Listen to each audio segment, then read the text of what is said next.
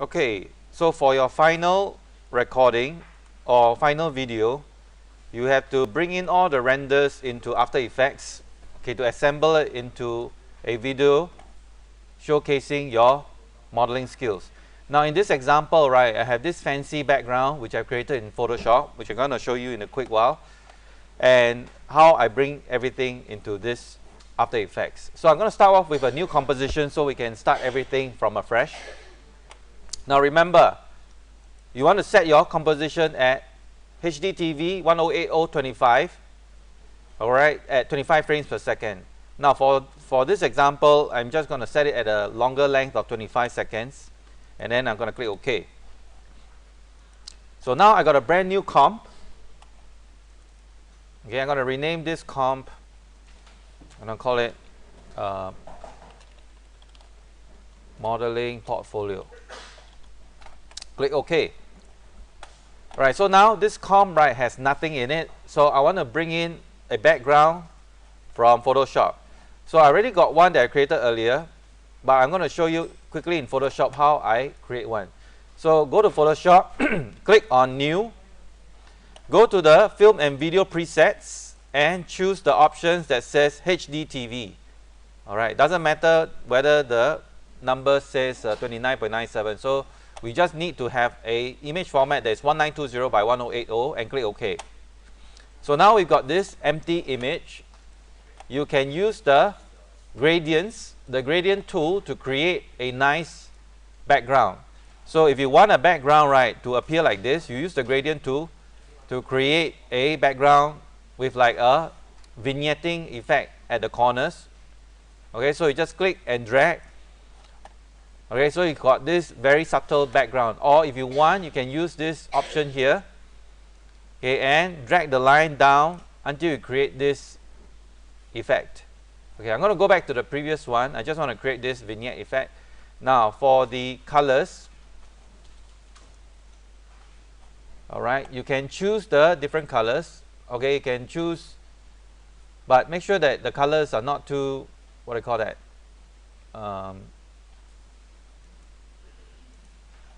Basically, you don't want to have too much black. Alright, so I'm going to use that vignetting effect again. Right, so okay, this one I'll keep this as my background. So I'll save as a TGA.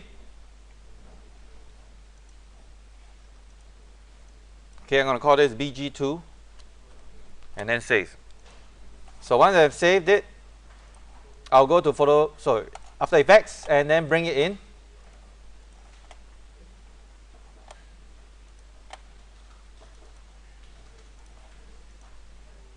Okay, so what I did was I just simply right mouse click and then import to bring it in. So this TGA is now brought in.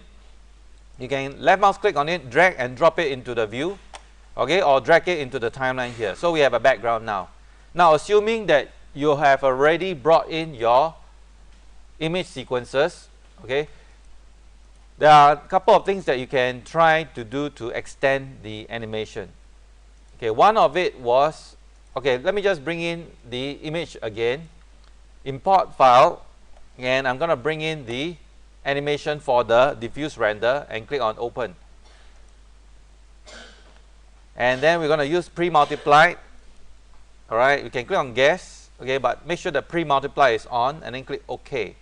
So this is the second time I'm bringing this file in. However, the original length of this video, okay, is only about 8 seconds.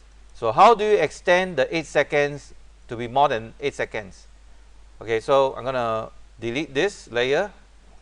Go to the file which you just brought in, which is this one. You can do something called reinterpretation. So right mouse click on it and click on Interpret Footage. Click on Main, and you'll bring up the menu showing you the image sequence properties. Right at the bottom right, there is this other options called loop how many times. You can loop it 2 times. So now instead of 8 seconds, your footage will be 16 seconds long.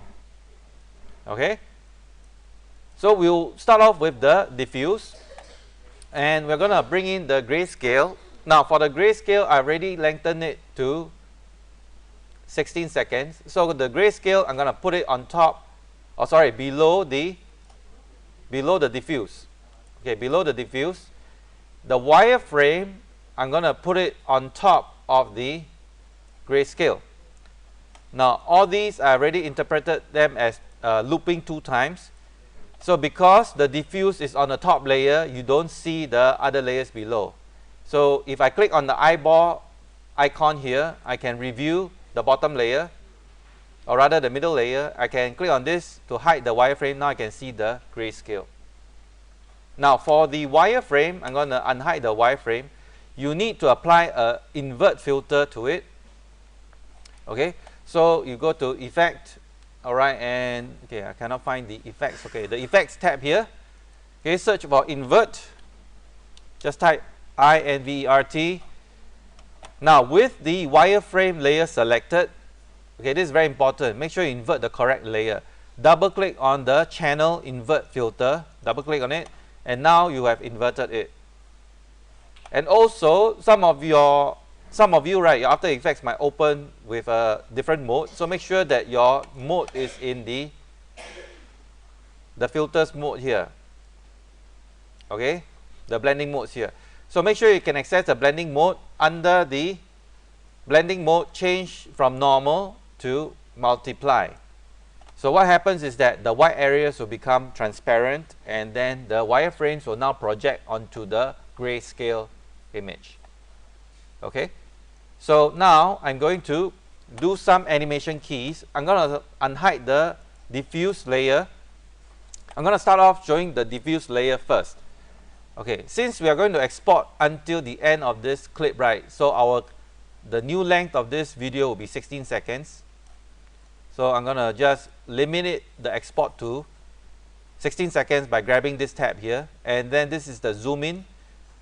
Grabbing this tab and moving to the left will zoom in until I focus my attention to only this 16-second length. Alright, so now I'm going to start by applying a keyframe. Okay, I'm going to open up the opacity keyframes here.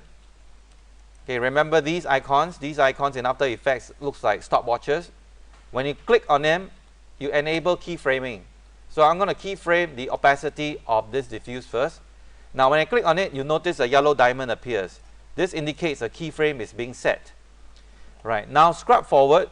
Okay, we're going to show the diffuse for about perhaps okay, all the way at 8 seconds first. That means we are showing the full rotation.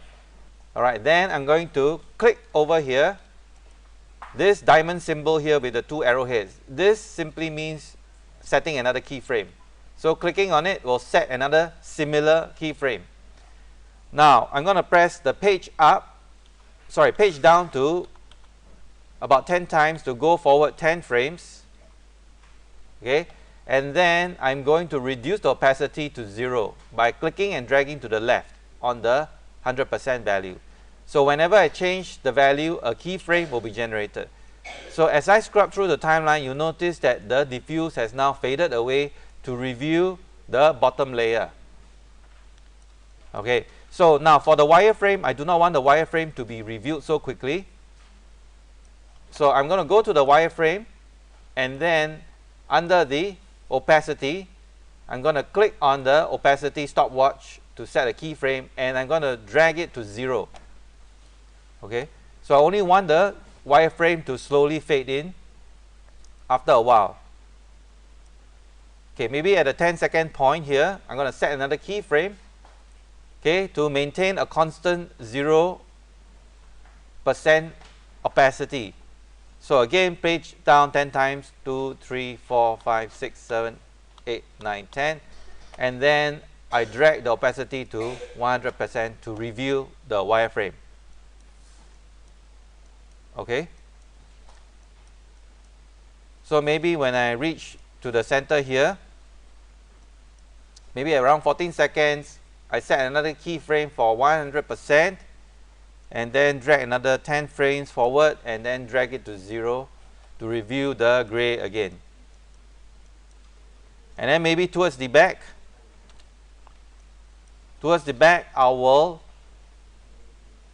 set a keyframe for the solid, the diffuse, Okay, remember to go to the diffuse layer. I'm going to set one keyframe at 0, and then towards the last frame, okay, the last frame, I'm going to increase the opacity to 100%. So that later when I play this animation in a loop, it will start from solid and then you fade out again. Okay, there's still one more thing that we did not put, that is the titles. Okay, so what we want you to do is to put titles on the left and right. There's plenty of space for you to put your name and contact info.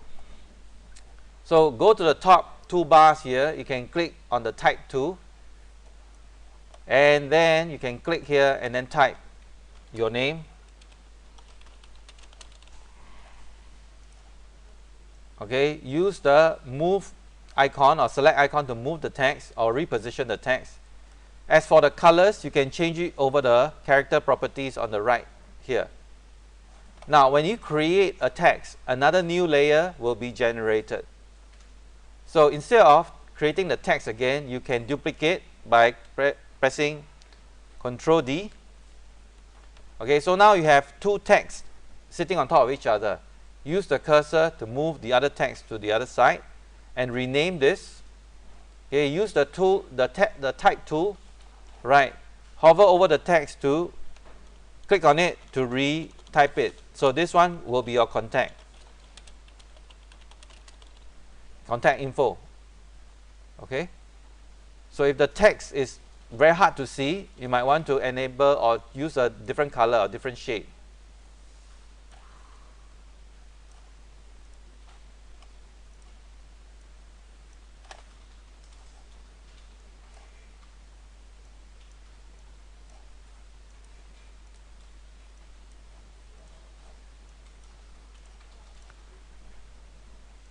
Okay,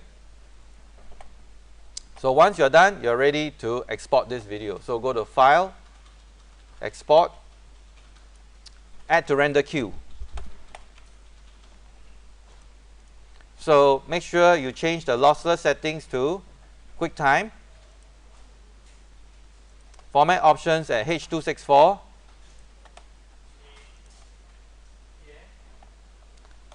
And then, because I already named my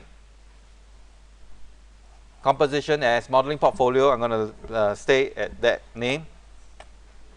Or maybe I'll just rename this, give it a proper name, call it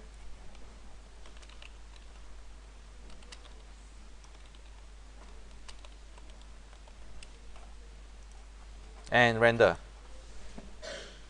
And After Effects will assemble your animation.